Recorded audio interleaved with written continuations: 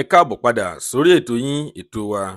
Lónìí, ìròyìn ń tẹ̀ wá lọ́wọ́ nípa arábìnrin òṣèré Allwell Ademola. Ìròyìn tó ń lọ lọ́wọ́lọ́wọ́ la mú wá fún yín lénìí. Ẹ bá wa ká lọ kẹ́ lè gbọ́ kókó inú ìwé ìròyìn náà. Tó bá jẹ́ ìgbà àkọ́kọ́ tí ẹ ń wo fídíò wa nìyí, ẹ jọ̀wọ́ ẹ tẹ subscribe button láti máa rí púpọ̀ lára àwọn fídíò wa wò. Ojú tí ẹ fi ń wò wá kò ní fọ́, etí tí ẹ fi ń gbọ́ wa kò ní di láṣẹ Ìdùmarè. Ọpẹ́ Ọmọ Ajíbóyè lórúkọ tèmi. Ẹ kú dédé wòyí níbikíbi tẹ́ bá ti ń wò wá nílé lóko lẹ́yìn odi.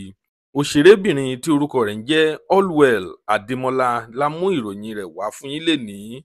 Ní interview tí wọ́n ṣe pẹ̀lú rẹ̀, Allwell Ademola ó ti sọ wípé ó ní òun ò ní ọkọ àfẹ́sọ́nà, òun sì ń search, òun dẹ̀ single presently pé ẹnikẹ́ni tó bá fẹ́ láti wá fẹ́ òun wípé kó kàn sí òun ó yìnbó. Ṣùgbọ́n Allwell Ademola ó sọ wípé àwọn èèyàn, àwọn ọkùnrin pé gbogbo ìgbà ni wọ́n máa ń wà lórí DM pé wọ́n fẹ́ fẹ́ òun, ṣùgbọ́n òun ò nígbàgbọ́ nínú wọn.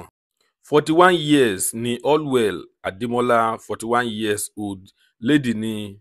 Ó sì tún fi pẹ̀lú rẹ̀ wípé ó ní òun ò bímọ rí o. Kí ọkùnrin kọ́kùnrin tó bá fẹ́ wá fẹ́ òun kó mọ̀ pé òun ò tí bímọ rí, kó má ṣe bẹ̀rù.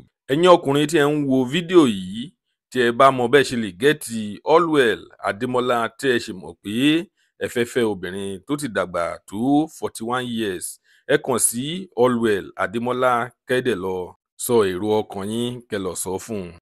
Lónìí a kò ní rí jù báyìí lọ. Tó bá jẹ́ ìgbà àkọ́kọ́ tí ẹ ń wo fídíò wa nìyí, ẹ jọ̀wọ́ ẹ tẹ subscribe button láti máa rí púpọ̀ lára àwọn fídíò wa wò. Ojú tí ẹ fi ń wò wá kò ní fọ́, etí tí ẹ fi ń gbọ́ wa kò ní di láṣẹ Ìdùmarè.